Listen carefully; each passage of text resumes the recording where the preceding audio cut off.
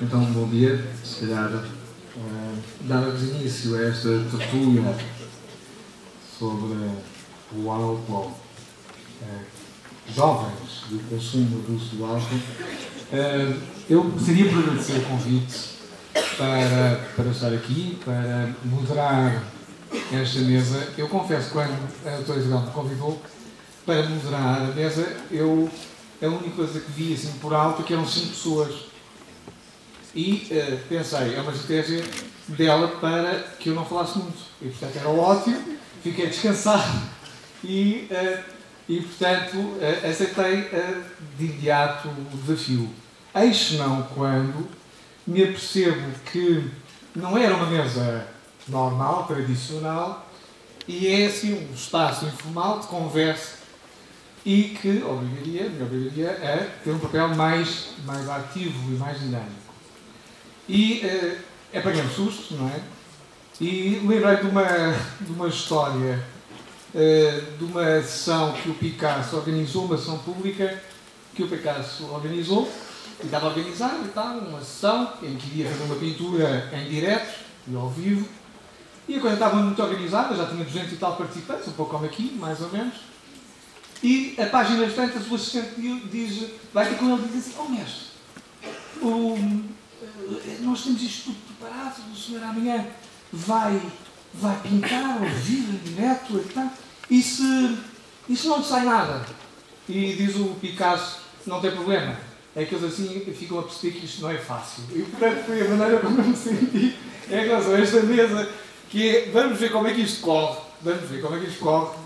e vai correr bem seguramente. Ainda por cima com este leque de palestrantes e de oradores com experiências variadas.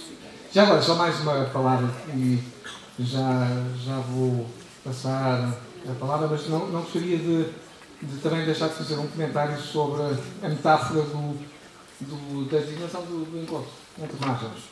E eu estava a pensar nisso, estava a ouvir a Isabel, a ouvir o Joaquim, não sei como doutores,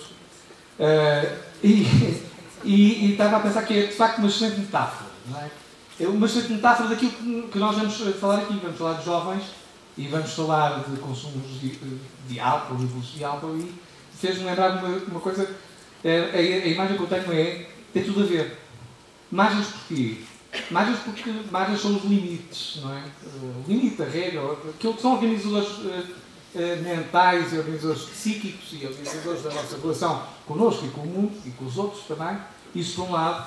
Mas o que acontece nos rios é que às vezes os rios se transbordam, não é? E portanto ultrapassam as margens, o que tem a ver com a transgressão, que é também outra experiência absolutamente essencial na organização mental da adolescência e do nosso crescimento. Pois outra coisa que eu acho que é fascinante nos rios é que os rios correm sempre em frente. É um pouco como a vida não volta atrás, não é?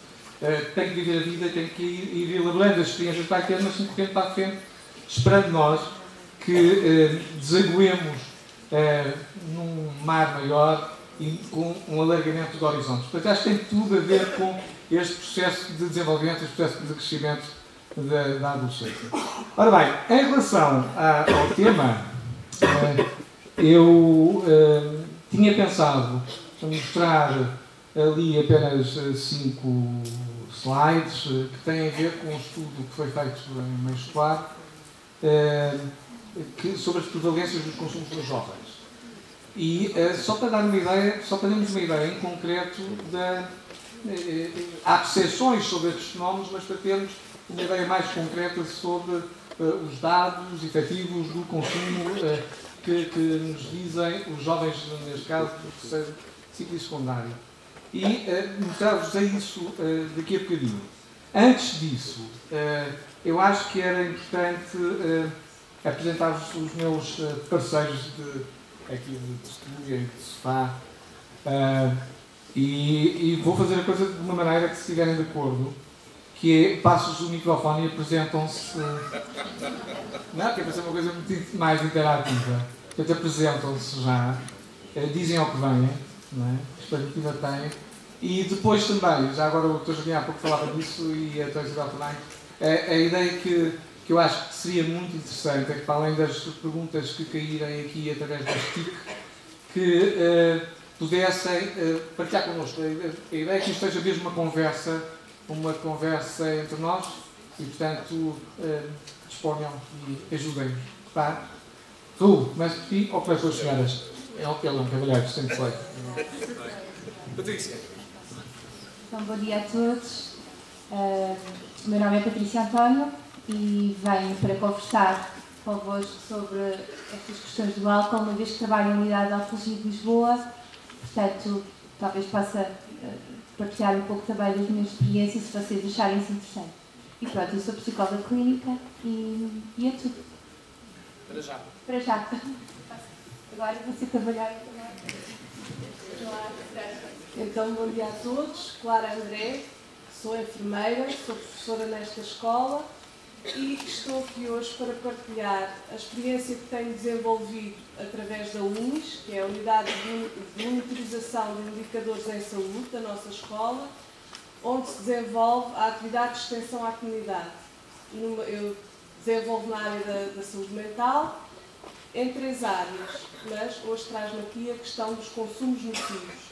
O nosso projeto centra-se mais nas questões do tabaco, contudo temos a intervenção pontual relacionada com o álcool e será aí um bocadinho que venho falar convosco e dizer-vos também do que penso destas questões no ensino superior, em particular nos estudantes da área da saúde, que é aquilo com que trabalhamos nesta casa. João? Que é da casa. Bom dia a todos, meu nome é João Pelarim, sou presidente da Associação de Estudantes de cada escola e o meu papel aqui hoje é dar o meu parecer como sujeito da... ou seja... É para eles saberem que não é fácil. Para dar o parecer do lado do estudante em relação a este assunto também, do álcool e do consumo excessivo, e como jovem também. Bom dia, o meu nome é Francisco Rocha, sou o gerente de uma empresa que, entre outras, para dar um bocadinho da ideia que eu faço a gestão da parte de bebidas de eventos como o Nós ao Live, o Sorrogos em Festa, as mais diversificadas eventos de massas onde este tema é muito abordado e muito explorado também. De uma forma, se calhar, numa área uma visão um bocadinho diferente do problema, mas que estou aqui para tentar partilhar as experiências que tenho e tentar dar alguma ajuda naquilo que seja possível.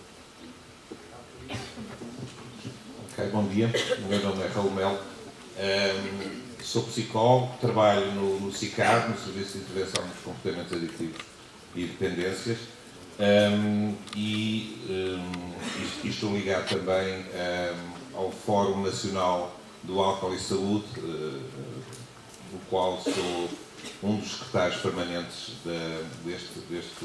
desta estrutura.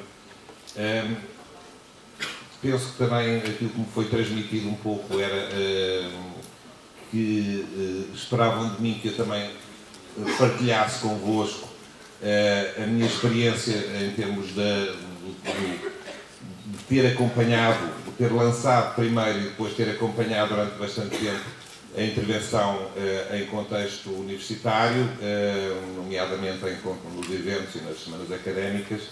E, portanto, é com alguma expectativa que eu espero as pontes que possam ser construídas entre estas margens, perceber de facto a delimitação entre o dentro e o fora, entre o que está para além da margem e o que está dentro da margem, e sobretudo evitar cair em questões muito pantanosas. Acho que é sempre importante ter margens sólidas que nos permitam de facto construir a partir delas. E portanto é um bocadinho essa a minha expectativa. Será sem dúvida um momento rico. Em relação a esta dinâmica aqui, há pessoas que eu não conhecia, ou que eu já conhecia, somos colegas, já nos conhecemos há muitos anos, a Patrícia também há menos, mas alguns, em relação aos outros participantes, não conseguimos fazer uma aventura de. Já sermos aqui mais ricos, não é? Já ficamos aqui mais pessoas. E isso já é um ganho, tá? Esse está garantido. De facto, como dizia o Raul, a ideia é que nós possamos fazer uma viagem sobre a compreensão desta relação. A relação, eu diria da relação e da relação, não é? A relação na minha terra é a preocupação, que é a ligação do álcool e da ligação do álcool e dos jovens. Não é? Acho que será importante que nós consigamos tentar discutir convosco e partilhar convosco aspectos que têm a ver com a compreensão do significado dessa relação e da utilização dessa substância no nosso próprio desenvolvimento, no nosso próprio percurso, a propriedade pessoal, não vamos falar de experiências pessoais, mas enquanto pessoa.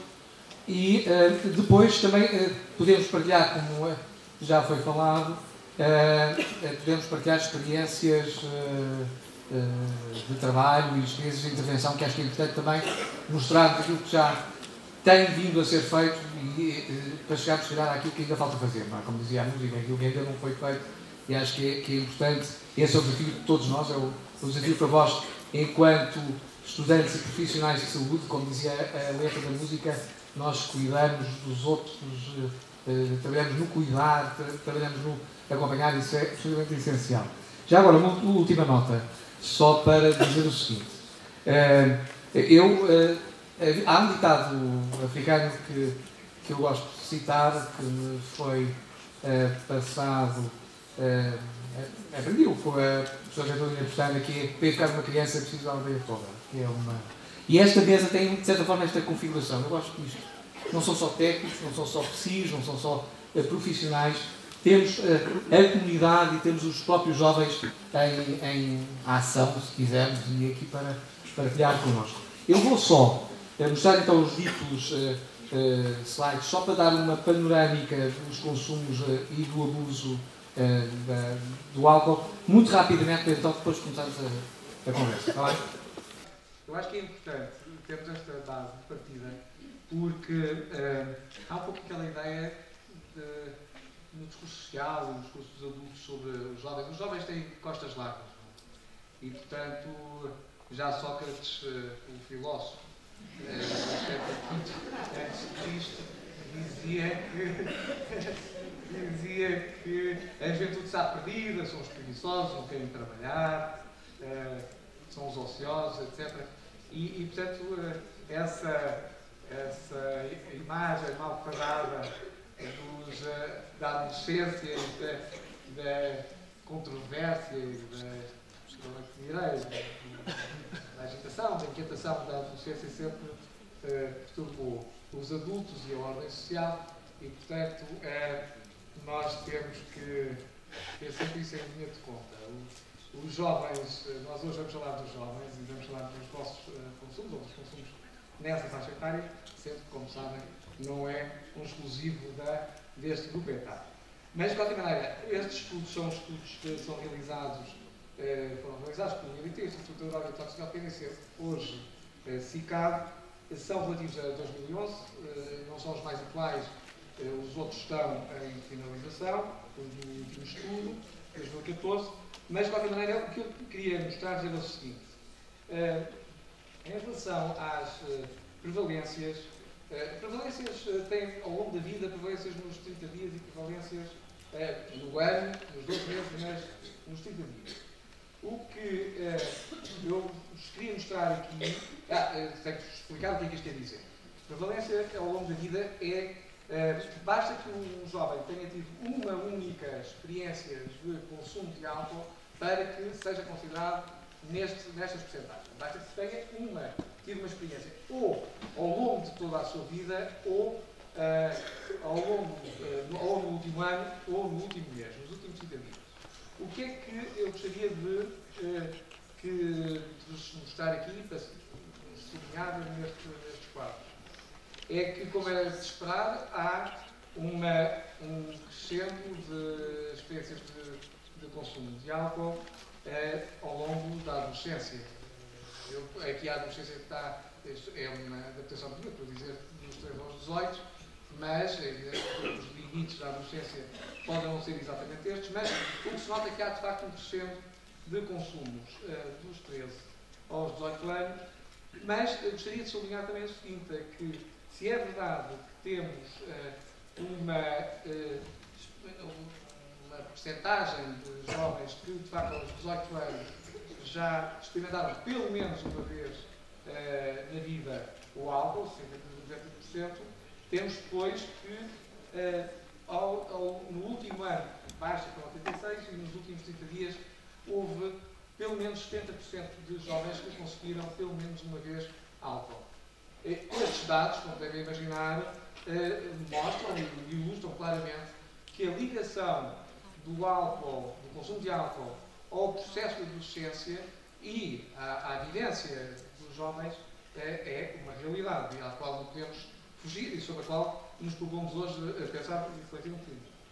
De qualquer forma, queria só, em relação a este, apesar de tudo, que tem mais a ver com o aspecto não da experimentação, mas com a questão mais ligada ao abuso do álcool, sendo os dados significativos, como é evidente, o que é visível é que, apesar de tudo, os números do abuso, ou seja, dos estados de embriaguez, também usando os mesmos parâmetros, uma embriaguez ao longo da vida, no último ano ou nos 30 dias, desce significativamente. Ou seja, os adolescentes não andam bêbados, nem os jovens estão a apanhar pedreiras, todos os jovens estão a apanhar pedreiras sistematicamente. Portanto, é uma realidade que há situações de abuso, mas a percentagem é significativamente inferior. Aqui, em relação a este quadro, estes dois quadros têm a ver com o facto de vos mostrar, para vos mostrar que, apesar de tudo, comparando os estudos desde 2013 a 2011, o que se verifica é que 2011 é o amarelo, é que também, ao contrário do que às vezes é falado, que se fala sobre este fenómeno, houve ao longo da vida um decréscimo, houve também um decréscimo das prevalências no último ano e também houve, apesar de tudo, um acréscimo relativamente às embriaguezes, ou seja, em 2011 houve um valor ligeiramente superior em comparação a 2013 e 2007. E, portanto, este dado merecerá a nossa reflexão. Em relação ao tipo de bebida, temos que a bebida que os jovens mais consomem é a cerveja, é nos 3 anos, e esta questão do binge drinking também é importante, porque tem a ver, binge drinking é um padrão de consumo que tem a ver com consumir 5 bebidas ou mais numa única ocasião, e aí também temos números significativos. Portanto, estes dados. Agora passo para ali. O que eu pretendia ilustrar com estes dados, que são dados epidemiológicos que são realizados em meio escolar, em amostras significativas do meio escolar, é que, por um lado, o consumo de álcool pelos jovens, pelos adolescentes acontece, é da realidade, que há que distinguir, apesar de tudo, os próprios níveis de consumo, ou seja, não consomem todos da mesma maneira, e depois esta questão também que tem a ver com os padrões de consumo do binge drinking, e portanto, a minha primeira pergunta, talvez seja para a doutora Patrícia, como especialista nesta área do álcool, como é que vê a relação e o significado destes consumos, destas bebidas alcoólicas, no processo de desenvolvimento da adolescência? Que significado acha que tem este consumo? E o provérbio?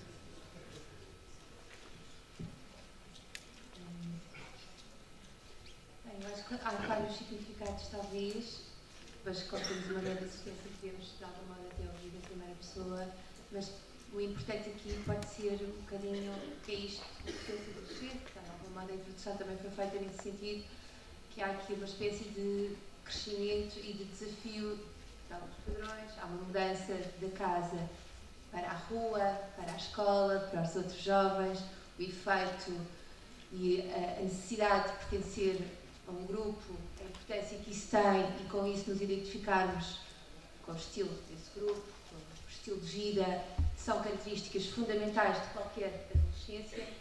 Não correr nenhum risco ao não viver este caminho, ou passar esta outra margem, não é? Usando um bocadinho a metáfora do dia de hoje, da casa para o outro lado do rio, para o grupo, para a escola, para os amigos, provavelmente é um grande risco, então aí, só de deixar esta ressalva. Portanto, nesta viagem, ou neste caminho, consumir álcool, experimentar álcool, parece que faz parte. Faz parte, se nós recordarmos a nossa própria adolescência, estamos aqui entre adultos, isso também é importante.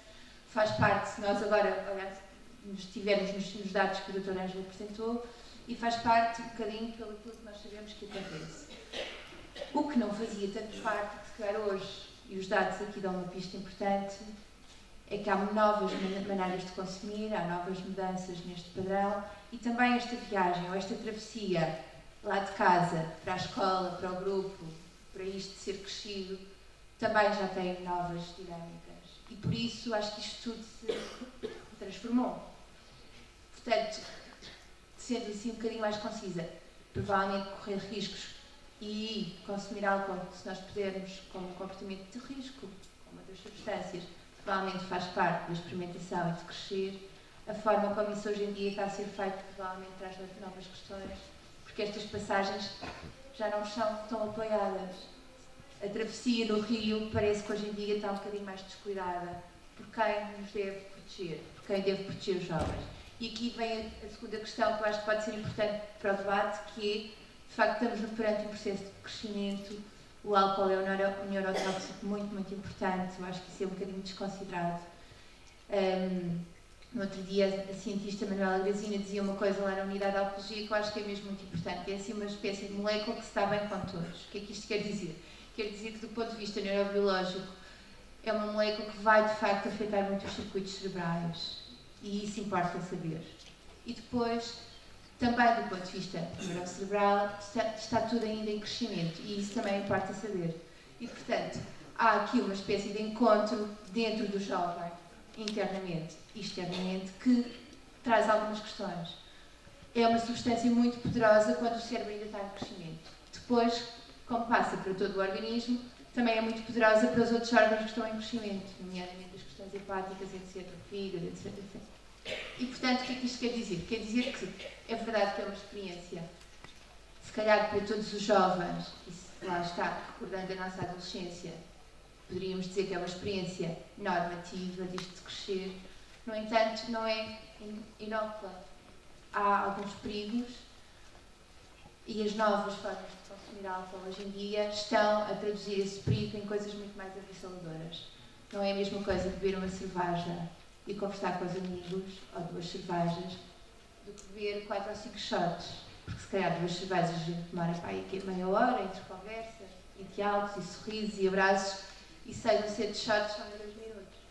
Portanto, a quantidade de álcool, tudo o que vai acontecer naqueles 2 minutos é completamente diferente do que seria um consumo adequado, ou um consumo simpático, ou um consumo normativo disto de crescer, que é experimentar, conversar, perceber o que é que está a acontecer comigo e com os outros. As novas formas de ver, e o último slide falava disso, não permitem esta percepção do que é que está a acontecer comigo e com os outros. Eu acho que isto atrapalha a adolescência. E isto atrapalha o que é ser adolescente, porque ser adolescente é mesmo saber o que é que está a acontecer comigo e com os outros. É isso que é o processo normativo. É um questionar incrível, porque há uma data de coisas que está a acontecer com o adolescente que são novas, a tal travessia do rio, um corpo que cresce e que está a dar uma data de sinais que são novos, precisamos ter tempo e espaço para perceber. E depois há um novo padrão de consumo que provavelmente não deixa espaço para isto. Assim, de repente, acho que pode ser por aqui. Passo a palavra, assim, tipo, olha, João, o que é que achas disto?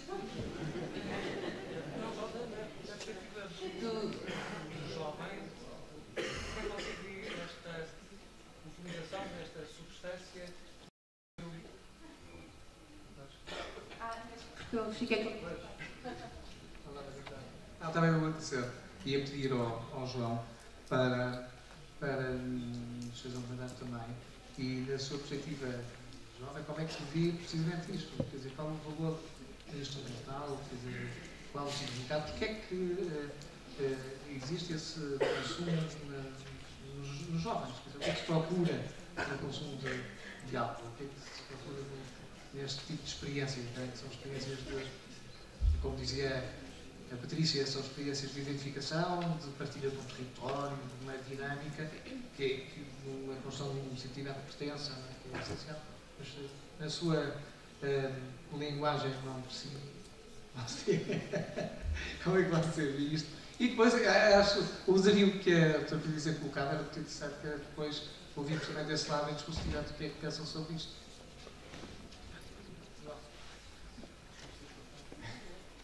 Pronto, eu penso que na convivência dos jovens, o álcool, talvez não sendo fundamental, é sempre alguma coisa que puxa a conversa ou que vem à baila e depois pede-se um copo ou enfim. Exatamente, faz parte.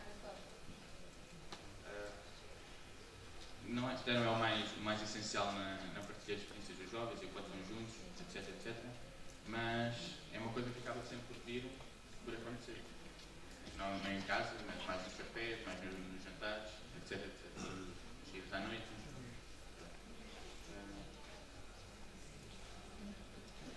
Mas as saídas à noite e a convivialidade dos jovens existe sempre. A saída à noite, a convivialidade, a festa dos jovens, no sentido, exige sempre o parceiro álcool, se não. Eu penso que não, até porque já há ocasiões que se sai à noite e que em festas, etc, que não se bebe, ou que as pessoas optam por não beber, mas há sempre quem beba e há sempre quem prefira, por variadas razões.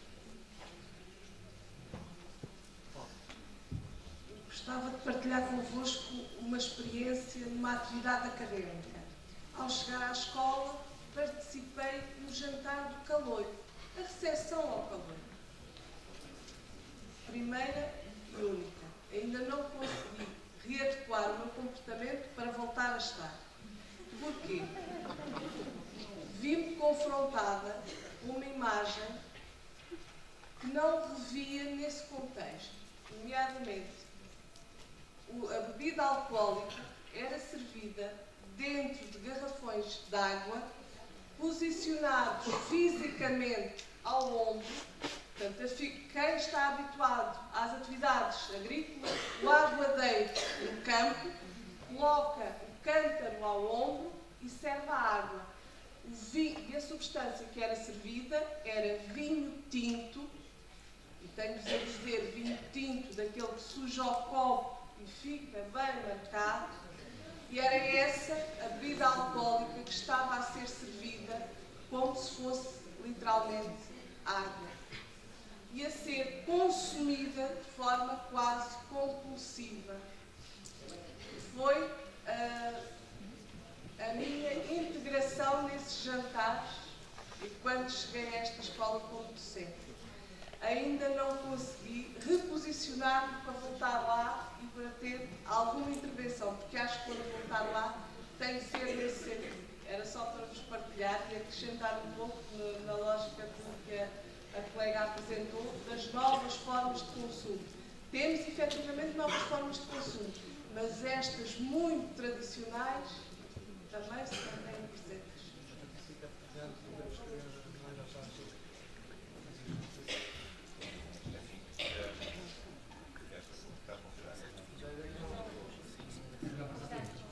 Está a funcionar. Nós podemos falar em novas formas de consumo ou podemos falar em novas formas de procurar prazer, certo? E o álcool está lá e é apenas um ingrediente dessa procura de prazer. E isso eu acho que é uma questão que se calhar tem que ser pensada de uma forma mais alargada para não estarmos a discutir a substância, é de facto o comportamento que é importante ser discutido. Porque é que procuramos o prazer desta maneira? De uma maneira intensa, tem que ser rápida e sobretudo, estranhamente, tem que levar à inconsciência rapidamente também, o que é contrário à forma de procurar um prazer que seja um prazer duradouro e que se prolongue por uma noite fora. Aparentemente, aqui a perspectiva é que num espaço muito curto de tempo eu deixo de ter qualquer controle sobre mim. Portanto, é um prazer descontrolado que se procura neste momento. Isso é que me parece interessante, não é? Acho que sim, também. Acho que é mesmo isso. Talvez aqui uma inquietação que precisa de ser acalmada rapidamente. Parece que é qualquer coisa de muito avassalador e precisamos de uma resposta rápida para compreender, para divertir. Há qualquer coisa de urgente a nascer dentro de nós que não há grande espaço para dividir aos bocadinhos, para partilhar com o colega do lado. Como é que também estamos a sair lá de casa, não é? Como é que é esta urgência de sair e de passar o rio, não é? Será que também há uma data de coisas que já não vêm lá dentro e que esta anestesia que vai encontrar é um fundo mais oco e por isso tem mais espaço para ser preenchido pela substância? São hipóteses que eu coloco, não sei se é isto, mas... Quero só dizer uma coisa para passar por aqui, Francisco. Que há uma coisa que é muito engraçada, que a questão do é suposto, o álcool faz parte. Um colega nosso dizia sempre com muita piada que o álcool faz sobretudo parte da festa, não é? Portanto, quando estamos em festa, nós permitimos-nos fazer coisas que não fazemos nos dias normais. E, portanto, se há festa, na festa bebe-se um pouco. E muitos dos miúdos que aparecem ali a apresentar alguns consumos ao longo da vida, logo aos 13 anos, provavelmente estão a reportar o facto de terem bebido na passagem de ano um copo de champanhe ou qualquer coisa do género. Portanto, há ali um contexto que faz com que, à partida, se calhar, o álcool possa fazer sentido. Porquê? Porque é diferente. É um dia diferente, é a festa. O que me parece que está a acontecer progressivamente, e o contexto universitário tem essa realidade para poder ser, vocês poderão depois pensar um bocadinho vocês sobre isso, é que de alguma maneira nós passamos de ter festas que nós esperamos para que as festas cheguem, para que nesse dia nós façamos algo de muito diferente, para passarmos a tentar ter um calendário de festas.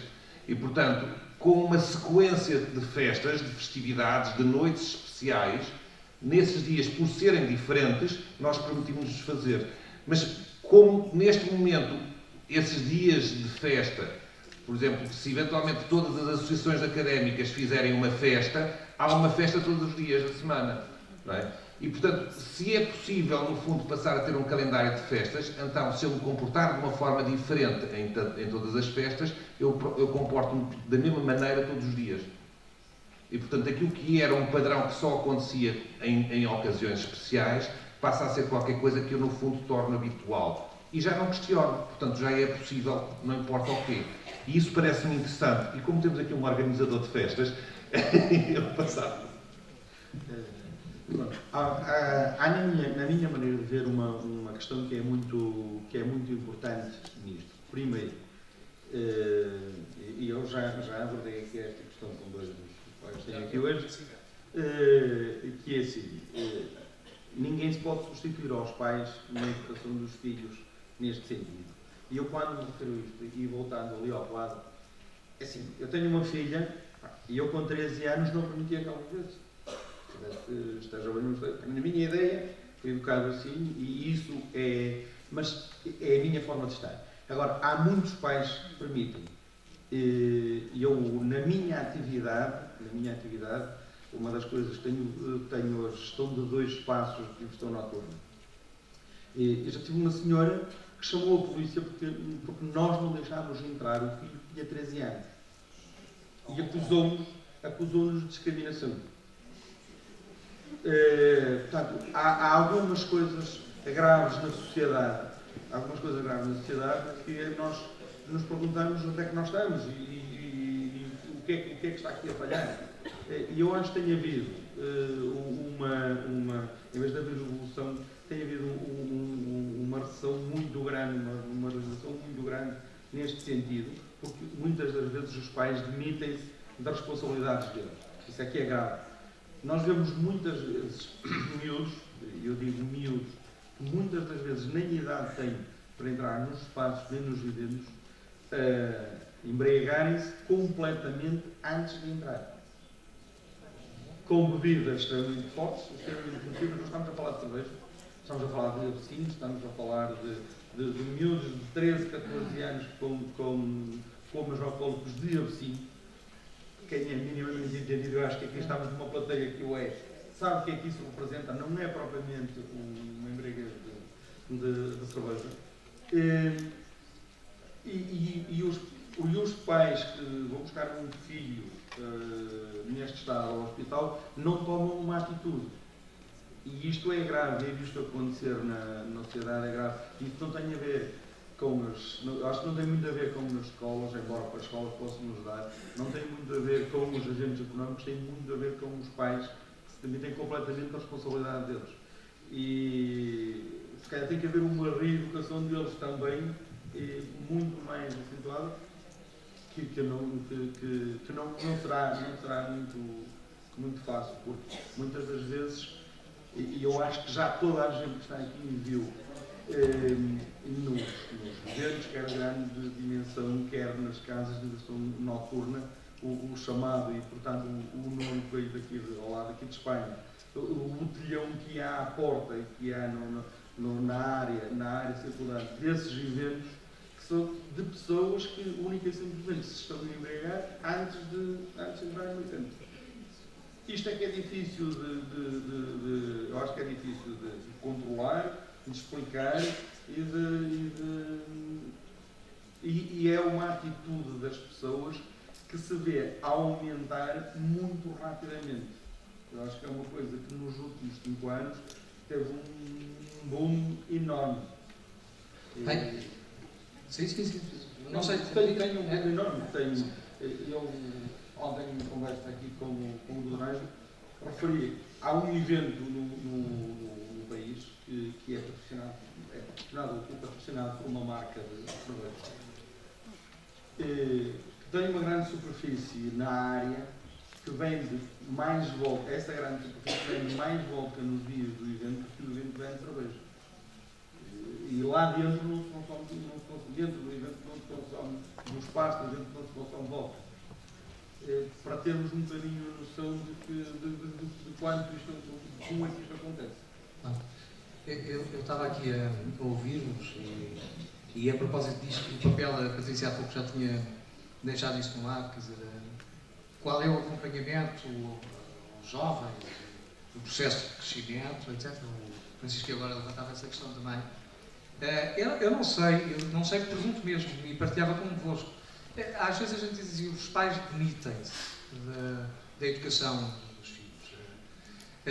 Eu pessoalmente não sei se é esse o termo exato. Porquê? Pelo seguinte, o que eu sinto é que vivemos numa sociedade francamente diferente de há 20, 30 anos atrás. Numa velocidade vertiginosa, com uma comunicação alargadíssima. Eu de certa forma, eu já não, mas eu sou uma direção, portanto era assim um bocado leve, 10 anos atrás, e portanto a nossa educação era feita pela professora, pelo padre e pelo médico, pelo pediatra.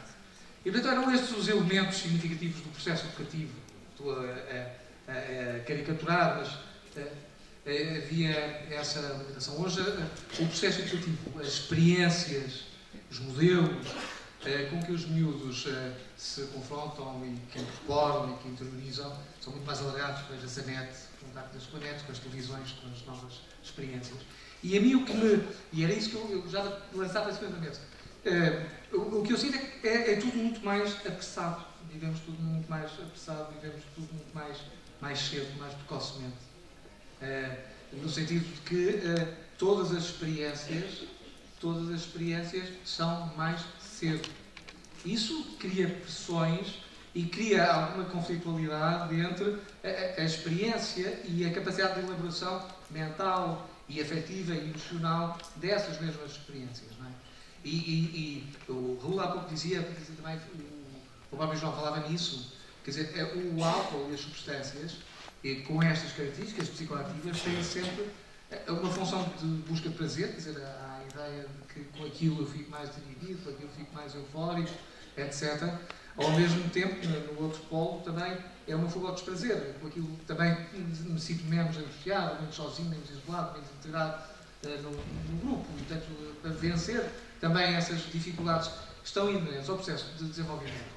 E eu, com isto, e passo já a palavra, a Patrícia há pouco dizia isso. Ser adolescente e viver a turbulência da adolescência não é mesmo nada fácil. E não é nada fácil na dimensão corporal, da autoimagem, dessas biológicas que acontecem, que são tremendas, não é? E nem sempre a gosto, e nem sempre totalmente a gosto, são as mudanças que existem a nível social, não é? Quer dizer, são mudanças tremendas também, são novas exigências, um novo enquadramento no mundo, uma nova visão do mundo, passar a ser capaz de incorporar as visões contraditórias e paradoxais da sociedade, dos fenómenos sociais e a questão psicológica de elaboração de todos os aspectos ligados à autonomia, ao abandono dos pais, da infância, do papel de infância. Quer dizer, é uma trabalheira complicada, é um processo complexo porque nós passamos e por isso não é fácil, muitas vezes, lidar com isso. Como dizia a Patrícia, o movimento é sempre de... A gente sai da família para fora. Não é? A gente abandona, afasta-se, distancia-se, diferencia-se, cria uma personalidade, uma construção de uma personalidade. Tem que ser já fora da família, fora do ciclo de infância, tem que ser pela adolescência, tem que ser com os amigos. E, portanto, se calhar é por isso que também, como dizia o Raul, a convivialidade aparece associada a alguns consumos, mas também, como dizia o João, há convivialidade sem consumos, que é para não se criar a ideia de que, se calhar, só há convivialidade mesmo nos tempos de hoje associada a consumos. Não sei, não sabe esta questão, não sei quem quer pegar na... Eu gostava de dizer aqui só uma coisa, que é o seguinte, é que se os jovens começam a fazer isso aos 13, 14 anos, o que é que vão fazer aos 20? Aos 20 o que é que sobra para descobrir? Porque aos 20 pode haver alguém mais precoce que já tenha uma maturidade diferente, mas o que é que vão fazer aos 20? Porque aos 20 ainda não ainda estão ligados à vida académica, ainda estão ligados, sem estar a querer aqui mostrar uma coisa com uma outra, mas o que é que os jovens vão fazer aos 20? Se aos 13, 14, 15 estão a fazer aquilo que deviam, que tecnicamente e socialmente é visto como acontecer aos 20, o que é que eles, nessa altura, o que é que sobra para eles? Sem dúvida, mas é por isso mesmo que eu queria pôr isso em cima da mesa. Se calhar a pressão social, a pressão vai nesse sentido, mas como poderá ser isso trabalhado ao nível da família, como poderão as famílias acompanhar e trabalhar com os jovens nesse sentido, comunicar, dialogar com essa nova realidade, com essa nova dinâmica. Não é? Eu acho que é essencial, pessoalmente, acho que é essencial não viver depressa demais, amadurecer demasiado cedo. Deixa-me dizer assim,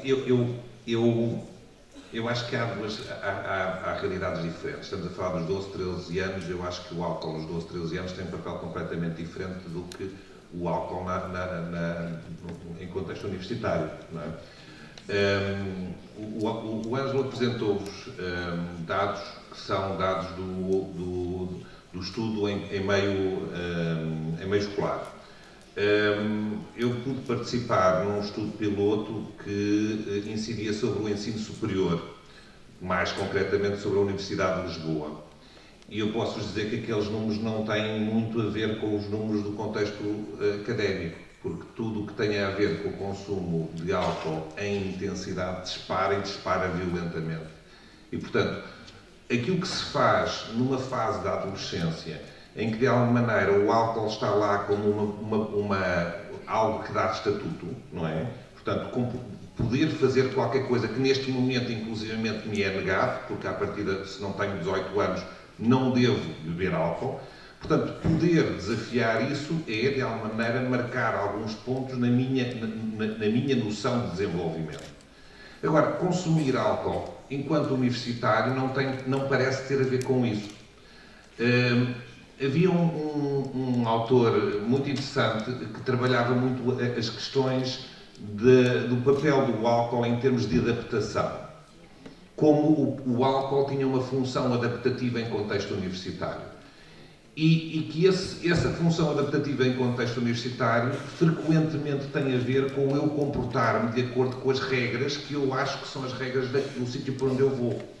E, portanto, se eu tenho na minha ideia de que os rituais universitários envolvem sempre álcool, eu vou assumir essa ideia de que para estar dentro daquilo que é esperado de mim, eu vou ter que ter um determinado tipo de comportamento. Normalmente é um comportamento que acontece num momento muito especial, que é o momento em que eu, de facto, faço um corte com os meus pais.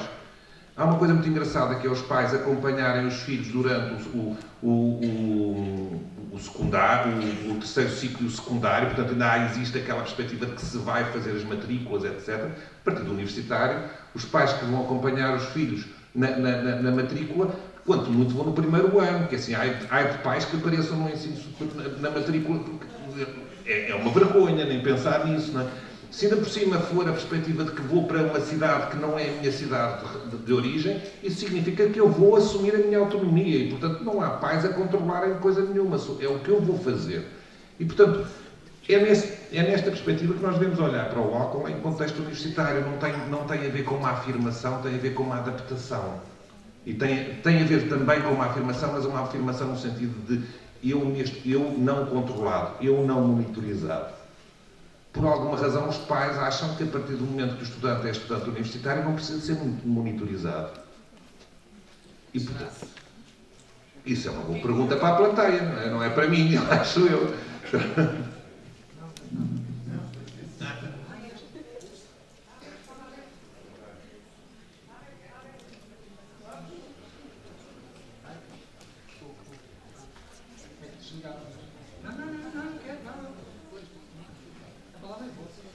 Dizer-vos da minha reflexão em relação a estas questões, um dos aspectos que tenho encontrado tem sido a mensagem passada por canais diferentes e cada vez mais diferentes, nomeadamente as questões da internet.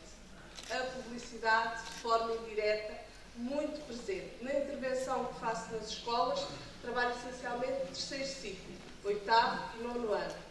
No estudo que fizemos, apercebemos claramente, 7º ano, o consumo é muito esporádico, 8º ano sim.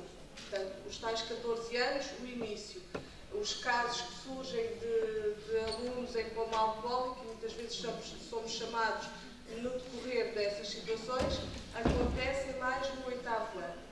Quando nós intervimos em contexto de turma e desenvolvemos algumas dinâmicas com os jovens, é muito essa mensagem que nos passa. Os modelos surgem não das séries que nós estamos habituados. Os canais habituais de televisão não são esses que são referidos. Portanto, temos aqui uma área diferente que eu acho que nós ainda estamos pouco presentes. Tem sido um desafio da minha parte levar, por exemplo, para a sala de aula o vosso site. O Bolinhas, o site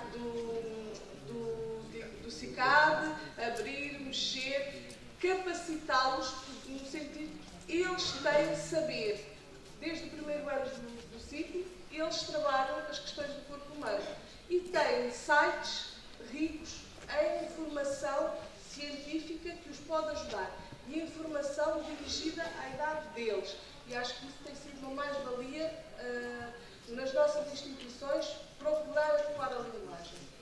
Os pais, muitas vezes, quando são confrontados, e se fazemos depois também nesses locais de intervenção dirigidas aos pais, se falamos, por exemplo, esta série, têm noção que os vossos filhos veem nem o nome.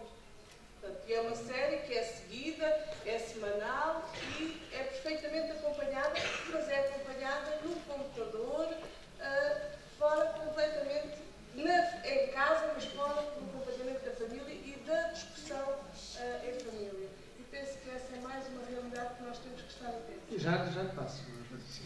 Acho que esse ponto da monitorização não gosto particularmente no sentido de não é. Tu dizes o acompanhamento dos pais. eu tenho para mim, é uma questão de convicção, não é? Que é absolutamente essencial acompanhar os filhos. Se isso nos der prazer. E se tivermos tempo e disponibilidade, não é? Ontem fui beber café, era 7:15, e a pessoa que me atendeu não estava assim já muito bem disposta, fez uma cara e tal, já era muito tarde e tal. E porque eu estava às 7 e eu, a página dos tantos, comecei a conversa com ela e ela dizia-me.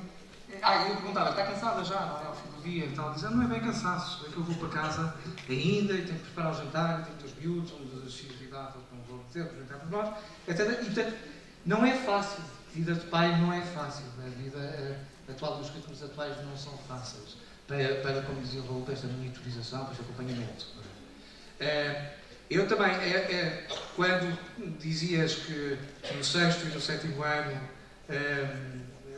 portanto, no 10º, 11º e 12º, um pai que vá acompanhar um miúdo no 10º ano ao liceu já é uma grande vergonhosa, mas já pediam para ficar duas esquinas atrás da escada da escola. Eles diziam, pai, deixa-me aqui, mas está a chover, não faz mal, eu vou rápido, não é? Portanto, os miúdos nestes processos de autonomia fazem estas coisas e não querem essa nossa monitorização, querem, de facto, também experimentar isso, e querem sentir-se já homens, e ainda bem para eles, é uma conquista da autonomia, mas, de facto, a questão que fica, e mesmo, o que é isso? Eu acho que é uma grande questão, que é uma questão de o que é que podemos fazer, se é que podemos fazer e porque é que o fazemos.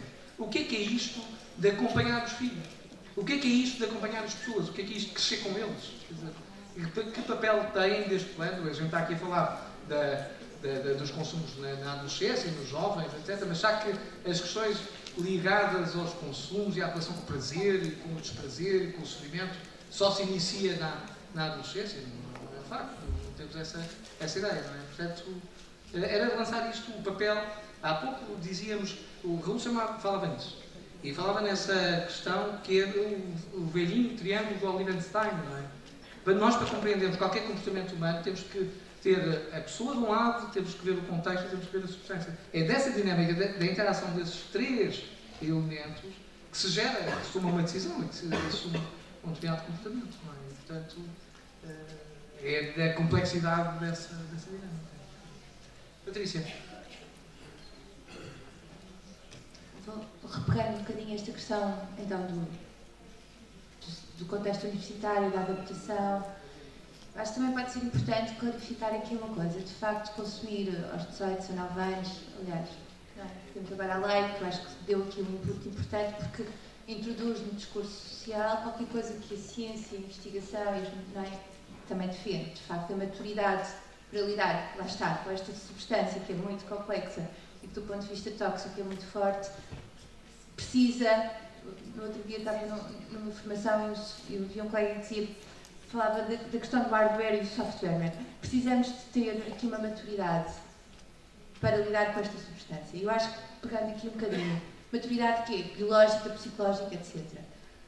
Pegando nesta questão dos pais, que está a vir aqui à baila, nem sei porquê, porque com tantos alunos aqui, não sei porque é que vocês ainda não nos questionaram, porque agora só estão aqui os velhos a falar, entre aspas. Eu também, não é? Mas nesta questão que é, para não perder, que é esta questão de facto, há uma data de coisas que se não forem conversadas e ao longo do tempo dialogadas, pode ser complicado. A questão da adaptação. Aos 18 anos é suposto já estarmos tão crescidos e capazes de mudar de cidade, mudar de contexto social, mudar de contexto cultural, isto de enfrentar o grupo no meio académico. Se calhar sim, ou se calhar não. Este tipo de linguagem, este tipo de conversa, se calhar tem que ir lá para casa. Não quer dizer que tenha que ser levar as pessoas, os jovens à escola, mas questionar e perguntar. Não é? E talvez o que pode ser o problema é, para ter uma relação saudável com o álcool, talvez é preciso de haver uma série de ferramentas internas e estruturais para que quando essa relação é supostamente aceita a partir dos 18 anos, se pode ter uma relação saudável com o álcool, também tem que haver alguns alicerces e talvez seja esta a passagem que nos inquieta tanto. Pronto, eu sou psicóloga e vou falar disto, não é? Se calhar era disso que também estou à espera que eu fale, que é, de facto, nesta passagem nesta travessia, usando a metáfora de hoje, há uma espécie de ferramentas que é preciso lá estarem para que na relação com a substância, seja o álcool ou qualquer outra, no contexto académico, no contexto da diversão e do prazer, eu esteja à vontade com isto. E, claramente, era preciso que lá em casa isto pudesse ter sido conversado de outra maneira. Eu acho que hoje em dia também há uma espécie de intervalo grande em que foi os consumos dos pais, o que são os consumos dos jovens de hoje. Esta atualização acho que é importante.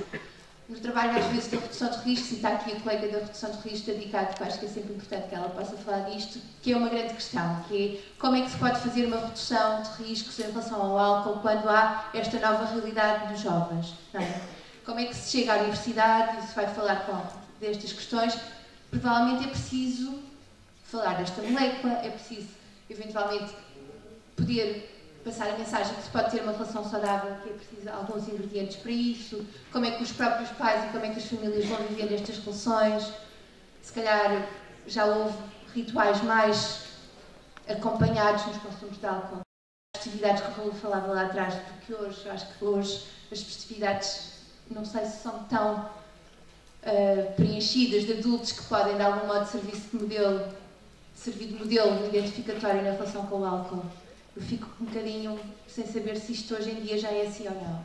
E, portanto, para esta relação saudável, porque eu acho também importante clarificar isto, há algumas coisas que é preciso ter, há outras que não têm, é preciso desenvolver, e há outras que é preciso saber, é preciso informar, é preciso clarificar o que é que isto faz, que bebidas ou que quantidades se podem, de algum modo, ir digerindo, o que é isto ao longo da noite, fazer consumos que são completamente descontrolados, como é que nós podemos intervenir nisso. Acho que estas mensagens são importantes passar. Pronto, era isto que eu queria dizer. Depois, eu gostava que o João pegasse nisto. O que é que, como Presidente de uma associação de estudantes, universitários, etc., o que é que acha que pode ser feito? Ou como é que se pode passar mensagem? Como é que se pode trabalhar este tema?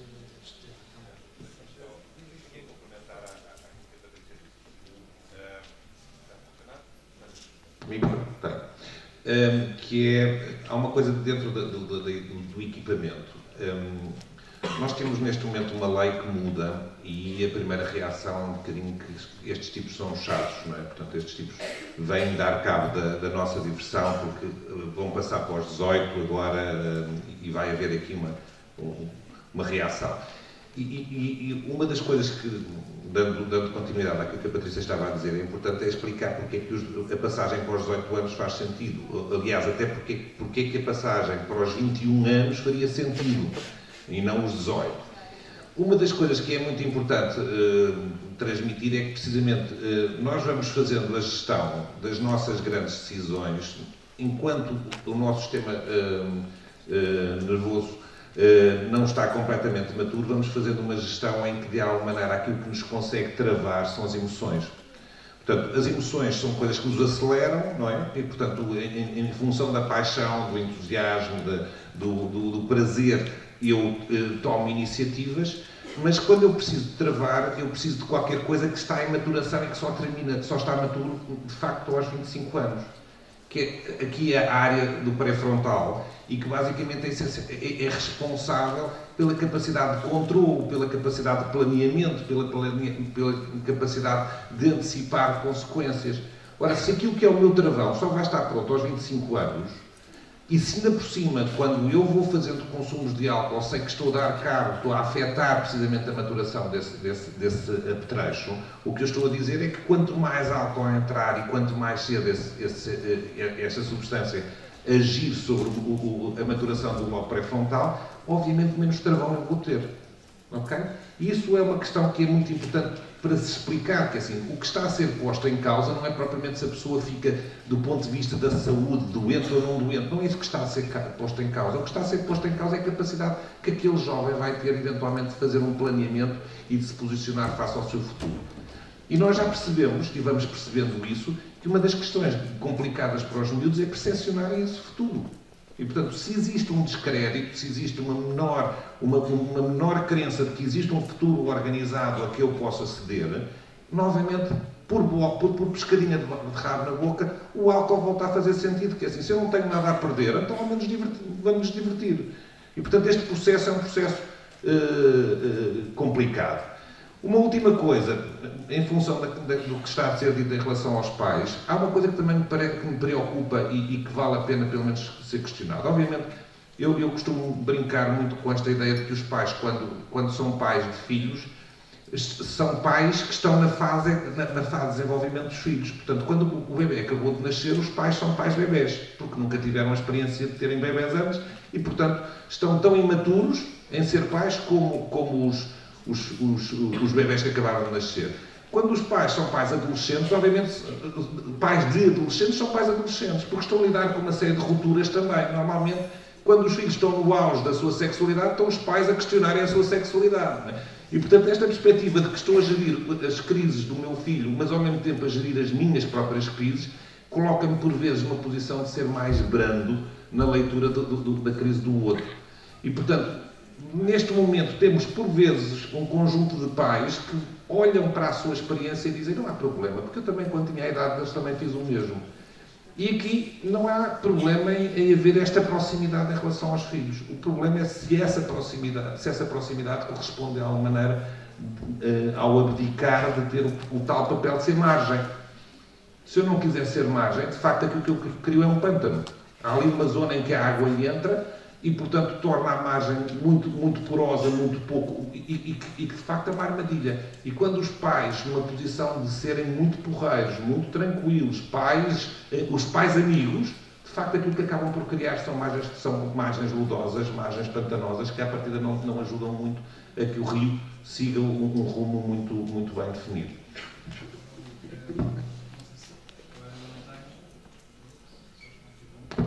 Ok, obrigado. Eu não desisto, mas é muito rápido. Mas em relação a isso que estás a dizer, aí de facto é um ponto que eu acho que é muito sensível. Esse do dito acompanhamento com os pais e da compreensão da dinâmica que está a acontecer com o filho. Aliás, temos aqui uma participação online, vamos ver agora, aqui, do Rui Aurélio. Dizia: ser adolescente é difícil para os jovens, mas também para os pais. E eu acho que é, de facto, muito difícil, porque ajudar um adolescente a crescer e ajudar um filho a elaborar as vivências todas não é fácil. E não é fácil para ele, mas também não é fácil para os pais, precisamente pelo que tu dizias. De certa forma, nós, enquanto pais, quando estamos a educar os filhos, estamos a evocar uma série de experiências e vivências nossas. Um dos pontos que eu queria sublinhar aqui era só este, era da não confusão entre papéis, entre os pais e os adolescentes. Eu acho que é absolutamente essencial que os pais se recordem e se lembrem da sua adolescência e das coisas todas que fizeram e das aventuras todas que fizeram. Já tenho mais alguma reserva em relação ao facto de, numa boa, numa nice, partilharem tudo isso com os filhos, porque acho que se pode instalar uma grande confusão e, como tu dizias, pode não se funcionar como um limite organizador que era ser preciso. Ou seja, eu acho que é muito difícil que nós recordemos e lembramos das maluqueiras que fizemos. Acho que não precisamos nem as devemos partilhar todas, não é? Mas não devemos, porque senão ficar a confusão instalada. E fica um acelerador, um potenciador da invenção adolescente que já não precisa de aceleradores, a não ser os dos amigos. Então nós precisamos de funcionar às vezes mais como travão do que propriamente como aceleradores. Agora, digo e repito, compreender as dinâmicas da adolescência e os movimentos e as inquietações da adolescência, a euforia da adolescência, a omnipotência da adolescência, sermos capazes de fazer tudo, é absolutamente essencial para nos relacionarmos com ele e para irmos modulando esse tipo de experiências e nos ajudando a amadurecer esse tipo de experiências. E portanto, acho que esse aspecto é muito importante. Ser pai é super, hiper difícil, de facto. Porque já agora, só para... Se nós formos a ver, quando na adolescência o adolescente a mudar, os pais também estão a mudar. Os pais estão a viver num processo que não é fácil, que é o processo de idealização dos filhos. É muito bom meter uma rodinha num carro, um filho aos 4 anos, eles dizem, pai, és o maior, não é? Eles aos 16 anos dizem tanto a mesma coisa, mesmo que seja a pesar do pneu do carro verdadeiro. E, portanto, há aqui uma série de processos em respeito e inverso que são absolutamente essenciais. Queria dizer alguma coisa? Quem é que queria? É o João. Pronto, respondendo à sua pergunta de há bocado, o que é que nós, como dirigentes associativos, podemos fazer nesse assunto?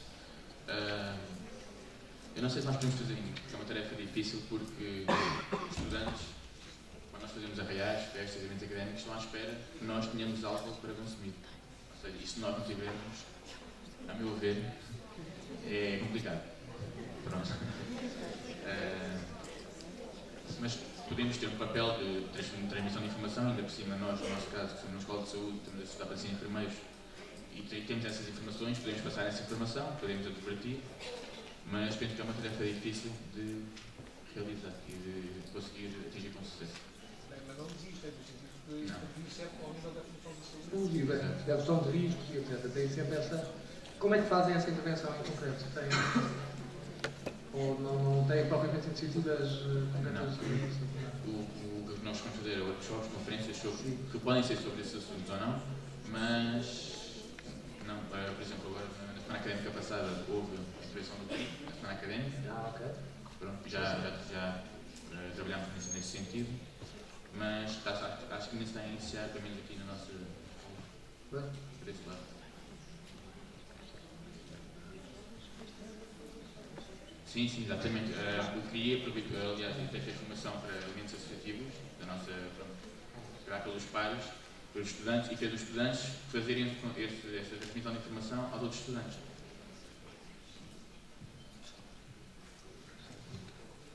Só repetir aqui um bocadinho esta questão da informação e destes limites e, de facto, e do lobo pré-frontal, de facto, é preciso alguém que pense connosco acompanhados. Provavelmente é o grande desafio desta etapa da vida, e por isso é que se está na universidade, para aprender acompanhado.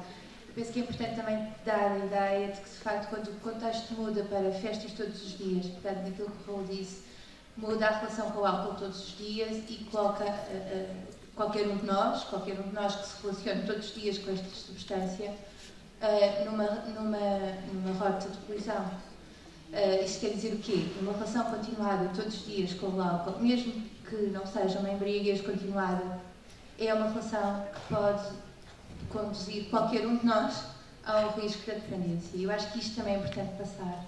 A par das questões do lobo frontal, a par da questão da tomada de decisão, a par de saber tomar decisões, bebo ou não bebo, faço um intervalo e vou beber água, vou ali conversar, vou dançar para o palco e depois venho beber qualquer coisa. Esse tipo de tomada de decisões ao longo de uma festa, é preciso esta mensagem, porque pelo poder da substância, volto a falar, que eu acho que isto é importante, de facto é uma substância que socialmente nós se calhar a desvalorizamos, mas que biologicamente é altamente poderosa. Portanto, eu acho que esta ideia também é preciso me passar aqui hoje. Patrícia, desculpa, só para continuar, temos mais uma participação do lado lá.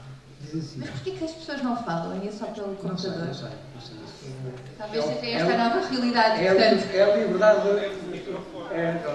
Eu passo. Mas já porque ainda não passamos o microfone, mas já agora aos 18 anos... Sim, mas vou ouvir a questão. Aos 18 anos, quando o ritual de passagem se torna rotina do dia-a-dia, como compreender, como acompanhar? Não percebi. Aos 18 anos, quando o ritual de passagem se torna rotina do dia-a-dia, como compreender, como acompanhar? Pois é, isto que nós estamos a falar, não é? Eu estava só a querer enquadrar, exatamente, pareceu-me que sim. Não é? Pronto, é que é esta a nova realidade, não é? Quando aos 18 anos isto tudo começa a acontecer, é preciso, eventualmente, poder encontrar figuras de referência para falar sobre isto. Por exemplo, como aqui hoje, colocar esta questão aqui hoje, pode ser uma boa experiência, não é? De repente há aqui uma série de pessoas que podem, eventualmente, dar algumas pistas. Depois, como é que está a relação com os amigos? Como é que está a relação comigo próprio? Como é que são esta questão das emoções? De facto, as emoções do prazer, parece que é mais ou menos consensual, mas às vezes as emoções do desprazer são muito inquietantes e não dá grande espaço para conversar. Aqui entra o álcool ou outras substâncias, muitas vezes servem precisamente para alterar subjetivamente qualquer coisa de desprazer. Quando isto está a acontecer, e aos 18 anos muita coisa, há inquietações, se calhar nesta travessia do rio, como é que eu parti lá de casa para a universidade, não é? como é que é a qualidade da minha relação com quem eu deixei lá em casa. É possível voltar a conversar e colocar questões, ou de facto partir e ter o passaporte de 18 anos, ou um bilhete de identidade, ou como quiserem, é também um bilhete de não ida, de só ida, já não é um bilhete de volta. Eu acho que isto também é uma grande inquietação, provavelmente, para estes processos. De repente eu tenho que me adaptar a uma coisa que é assim, agressiva, ou com estes contextos todos, mas eu posso voltar atrás e dizer que preciso voltar lá atrás e perguntar algumas coisas. Será que posso? Não sei. Mas o processo de autonomização adolescente, você viu como sendo um processo de um bilhete só de ida? Não, eu vejo com ida e volta. A minha questão é, para estas novas condutas, para que muitas vezes a relação com o álcool fique tão inflacionada, será que a mensagem foi dada é vai e não voltes? É um bocado como conduzir, é como uma carta de condução aos 14, 15 anos. Não é? Fizemos uma investigação que mostrava exatamente isso. De facto, perante a lei é possível conduzir uma acelera aos 14, 15 anos. Mas para a maioria destes jovens é um passaporte de abandono, quando no lugar seria a autonomia. Conduz-te a ti próprio que já não preciso de conduzir. Agora tens a carta. É um bocado como isto da universidade. De facto é uma grande conquista, isso é fantástico e deve ser altamente sublinhado. Mas é uma coisa só de ida ou é possível voltar atrás? É possível conversar e é possível questionar. Eu acho que esta questão, provavelmente as substâncias tapa. E, por exemplo, quando a professora diz eu fui àquela festa e não consegui voltar, é isto que eu acho que é importante falarmos aqui, ainda bem que partilhou isso, acho que é uma grande coragem, que é, isto é que é inquietante, porque eu, adulta, entrei naquela festa e não consegui voltar, então o que é que aconteceu comigo, o que é que aconteceu com aquele contexto, como é que eu, como professora, não consigo voltar lá, que canais de comunicação é que eu preciso de pôr, não é? Precisa dar 2 passos atrás para depois. Eu acho que esta relação é importante. Há um cântaro de vinho ao ombro, mas eu posso questionar isto, eu fiquei demasiado assustada. Claro que sim, não estou a questionar isso, eu provavelmente ficaria também, mas como é que eu regresso a estas coisas?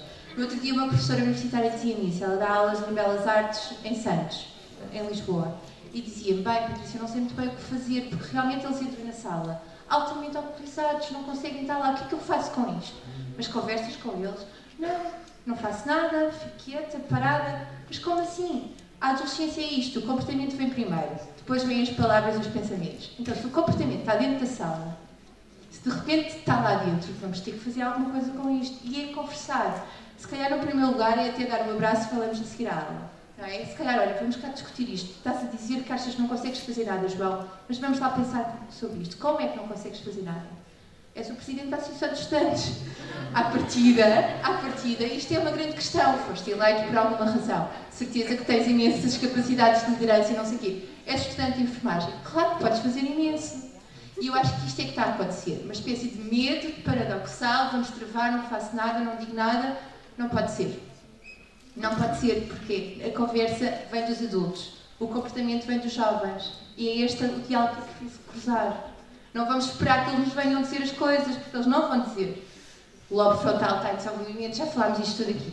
Eles vão mostrar, vão experimentar, vão ensinar. É uma espécie de palco, é uma espécie de psicodrama, se calhar sim.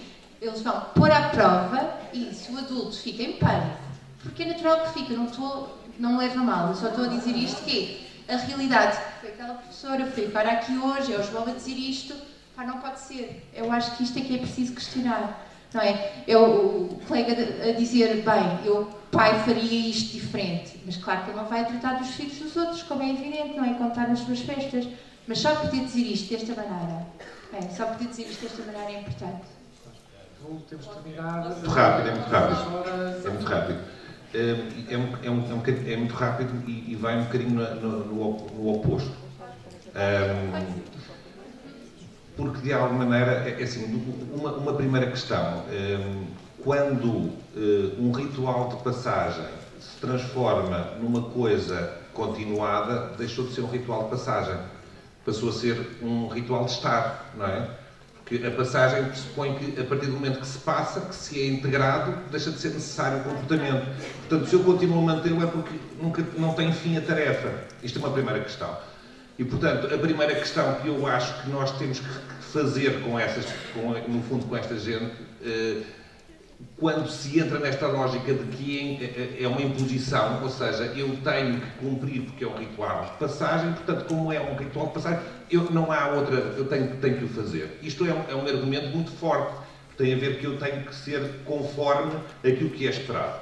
Mas, de facto, ainda por cima, se eu estou deslocado e não tenho lá os meus pais para me dizer, lá, desculpa, sais umas vezes, outras vezes não sais, tens que te organizar, até porque, de alguma maneira, para que os rituais façam sentido, tu tens que ter dias em que os rituais não vão acontecer, para tu perceberes o que é e o que é a ausência, não é? Agora, quando os pais não estão presentes, a única possibilidade é que, de facto, sejam próximos, iguais, pares, a fazer esse trabalho, porque não estão lá os pais, não é? E, portanto, isso significa que, de alguma maneira, os pares, os colegas, que vão comigo para a discoteca, que vão comigo para a festa, são essenciais para eu encontrar também o meu equilíbrio. E quando, eventualmente, assumimos a perspectiva de que, quando saímos à noite, aqueles que mais bebem são os chatos, eu não quero nada com eles, e, portanto, eu que sou um tipo mais atinado, me retiro de cena, com isso o que eu estou, de facto, a fazer é fragilizar aqueles que já são frágeis. Porquê? Porque eu posso ter um papel de estancar, de ajudar a organizar, me retiro porque não estou para levar com estas cenas. E isso aplica-se quer aos pares, mas também aplica-se também a quem está a prestar o serviço. Porque um serviço que à partida é também cuidador, é um serviço que pode, eventualmente, em algum momento, dizer você não está em condições. E nós temos trabalhado muito, e eu falei-vos do fórum, e no fórum tem-se trabalhado muito esta ideia, os operadores económicos assumem e concordam com esta postura, que assim, o trabalho de nos apoiarmos nesta travessia é de todos. Não cabe aos pais mais do que cabe aos pares, aos colegas, não cabe mais aos colegas do que cabe a quem serve, não cabe mais a quem serve do que cabe, sei lá, ao comum dos mortais que passa na rua e vê alguém esticado na rua, no chão. O papel preventivo é claramente um papel de todos. Cada um a fazer o seu papel, cada um o seu galho. Mas claramente não podemos assumir esta perspectiva de que haverá alguém que tem um papel mais especial e que lhe cabe a ele fazer a coisa. Só dizer-vos que, efetivamente, o trabalho no jantar do calor, não. Mas nunca me escudei do trabalho em turma, em pequeno grupo. A capacitação e o grupo de paz é fundamental nessa intervenção. O CRI, na Comissão de Paz, tem tido um trabalho muito importante com os jovens, depois na semana académica, e é muito nessa capacitação das figuras de referência que são reconhecidas no grupo. E aí, claramente, no espaço informal, muito mais do que no espaço formal da sala de aulas, porque também o espaço escola vive desses momentos todos e muita da informação pode e deve ser trabalhada nesses momentos. Por exemplo, quando fazemos divulgação da oferta formativa do nosso Instituto, tenho tido o privilégio de trabalhar com alunos, quer da nossa escola, quer de outras, em escolas secundárias pela nossa região, e são momentos muito importantes porque os jovens que querem vir para cá, primeira pergunta aos colegas que eles desejam ser: como é que é a vida académica? Como é que se faz lá as festas? E a informação é passada, e aproveitamos claramente para transmitir também e trabalhar com os jovens essa dimensão. É importante, no entanto, nós percebermos que há trabalho a fazer e é por isso que estamos aqui. E dizer-vos que a inquietação, que é da saúde mental, que é o meu caso, a inquietação é efetivamente grande. Principalmente quando nós associamos, por exemplo, a questão do álcool às questões da violência e da violência associada aos aspectos sexuais e à violência no namoro, dizer-vos que o álcool propicia, claramente, aumenta os níveis de ser vítima de violência no namoro. As jovens que têm 3 consumos nos últimos 30 dias do consumo excessivo do Bistrinque triplicam a hipótese face a uma jovem que não consome. Estes dados têm que ser discutidos na comunidade. E nós percebemos que as questões da violência estão muito estão a fazer sinais intensos que ultrapassados o nosso tempo. Já há imenso tempo é reagir. A realização está-nos a dizer que temos que acabar. É incrível como o tempo passa rápido. Eu acho que este momento é um momento de encontro e de reflexão curto, mas obrigado a todos pela participação. O João seguramente vai aceitar um repto da Patrícia, não é? E que já aceitou. Se quer que lhe diga, o facto do João estar aqui connosco já é absolutamente essencial, porque já está aqui a querer pensar com toda a gente, com todos, sobre o papel de cada um neste processo de pensar sobre estas questões, que dizem respeito à vida de todos, e dos jovens em particular, mas não só, de todos. Por isso, muito obrigado a todos, obrigado à vossa participação também, e até agora há um próximo direito.